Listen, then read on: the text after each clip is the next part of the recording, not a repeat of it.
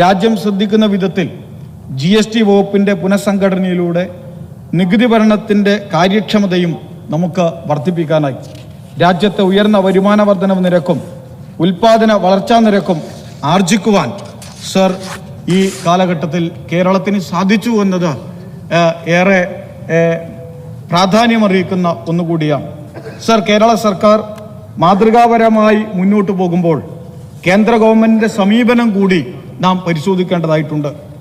കേരളം ഇന്ന് നേരിടുന്ന ധനഞ്ഞെരുക്കത്തിൻ്റെ അടിസ്ഥാന കാരണം കേന്ദ്ര റവന്യൂ വിഹിതത്തിലും വായ്പ അനുമതിയിലും വന്നിട്ടുള്ള കുറവാണ്.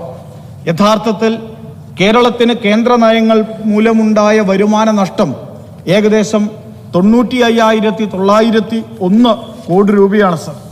ഈ വർഷം കേന്ദ്രത്തിൽ നിന്ന് ലഭിക്കുന്ന തുകയിലും വായ്പാനുപാതത്തിലും മുൻവർഷത്തെ അപേക്ഷിച്ച് 57,400 കോടി രൂപയാണ് കേരളത്തിന് കുറവെന്ന് സർ.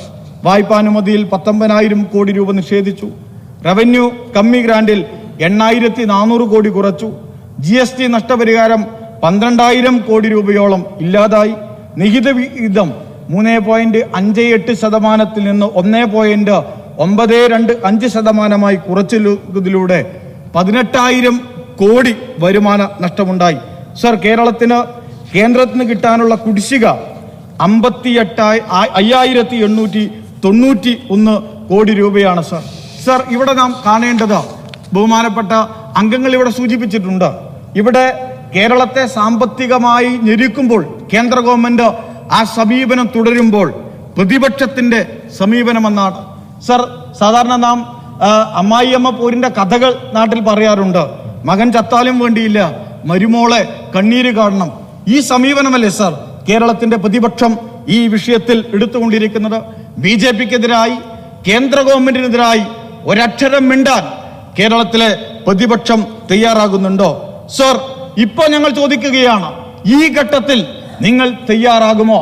നേരത്തെ നിങ്ങൾ പറഞ്ഞു പാർലമെന്റ് തെരഞ്ഞെടുപ്പ് വരുന്നു, ഞങ്ങൾ എങ്ങനെ ഈ ഘട്ടത്തിൽ നിങ്ങളോടൊപ്പം നിൽക്കും. എന്നാൽ തിരഞ്ഞെടുപ്പ് കഴിഞ്ഞിരിക്കുന്നു, ഇപ്പോ നിങ്ങൾ തയ്യാറാകുമോ? ഈ കേരളത്തിന് വേണ്ടി, ഇവിടുത്തെ കമ്മ്യൂണിസ്റ്റുകാർക്കും ഇടതുപക്ഷക്കാർക്കും വേണ്ടിയല്ല സർ, ഇവിടുത്തെ കോൺഗ്രസുകാർക്കും BJPക്കാർക്കും ഇനി രാഷ്ട്രീയമില്ലാതെയുണ്ടെങ്കിൽ അവർക്ക് വേണ്ടി കൂടിയാണ് നാം ശബ്ദിക്കേണ്ടത്.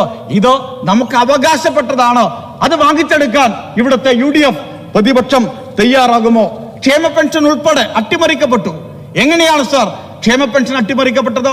നിങ്ങൾ BJPയോട് ചേർന്ന് നിന്നുകൊണ്ട് തെരഞ്ഞെടുപ്പ് ഘട്ടത്തിൽ ആഘോഷിച്ചു ക്ഷേമ പെൻഷൻ കിട്ടാതായത്.